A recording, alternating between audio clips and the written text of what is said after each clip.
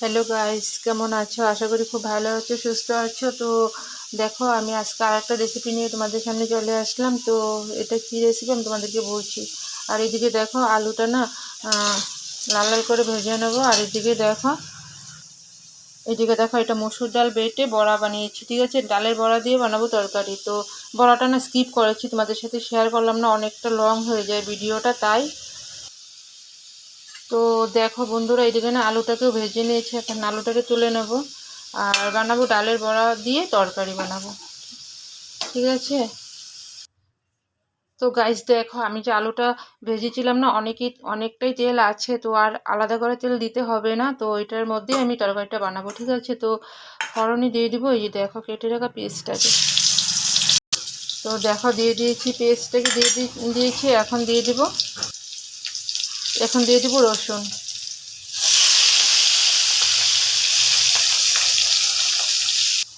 তো রসুনটাকে দিয়ে দিয়েছি, অল্প ভাজা হয়ে গেছে। এখন দিয়ে দেবো গোটা জিরা।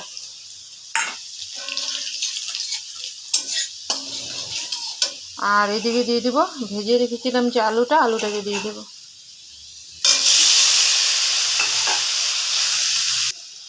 তো দেখো আলুটাকে দিয়ে দিয়েছি। তো এখন দিয়ে দেবো বেটে রাখা মশলাটাকে। এখানে আছে জিরা, ধনে, লঙ্কা, আদা, পেঁয়াজ, রসুন সব কিছু একসাথে বেটে রেখেছিলাম। তো এটাকে দিয়ে দেবো। তো দেখো মশলাটাকে দিয়ে দিয়েছি। তো দেখো সব মশলাটা দিয়ে দিয়েছি। এখন দিয়ে দেবো লবণ হলুদটাকে, ঠিক আছে? আর এটা না রেসিপিটা একদম মাংসের মতো হবে।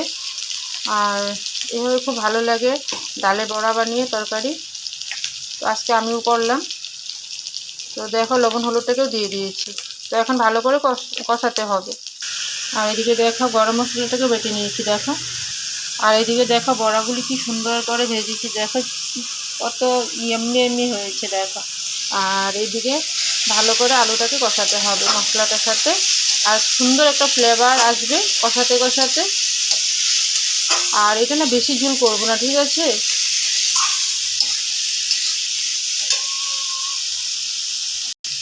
তো দেখো গাইস, এত ভালোভাবে কষিয়েছি না, কষাতে কষাতে আলুটা সিদ্ধ হয়ে গিয়েছে, বুঝতে পারছো? তো আমার কষানোটা কমপ্লিট। এখন আমি ঝোলটাকে দিয়ে দেবো।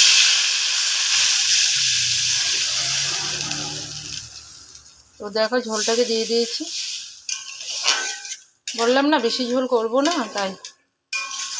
তো দেখো ঝোলটাকে দিয়ে দিয়েছি। তো বেশি সময় লাগবে না।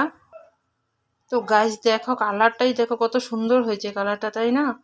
আর এইভাবে না তরকারিটা অনেক টেস্ট হয় খেতে। তোমরা একদিন করে দেখো, দারুণ টেস্ট হয় খেতে, ঠিক আছে?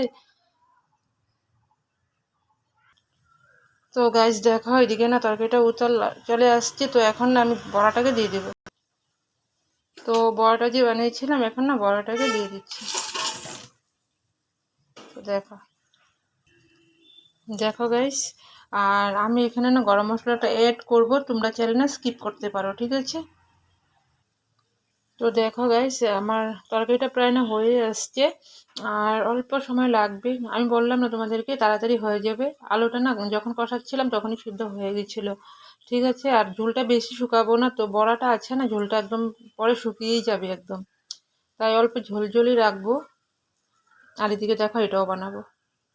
আর ভাতটা হয়ে গেছে, ভাতটা বানিয়ে নিয়েছি। তো গাইস দেখো ফাইনালি আমার রেসিপিটা না একেবারে কমপ্লিট। এখন বেটে রাখা গরম মশলাটাকে উপর থেকে দিয়ে দেবো।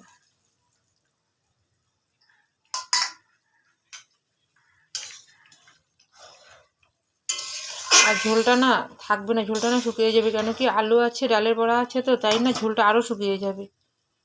তো গাইস ফাইনালি আমার রেসিপিটা কমপ্লিট। এখন আমি সার্ভ করে নেব।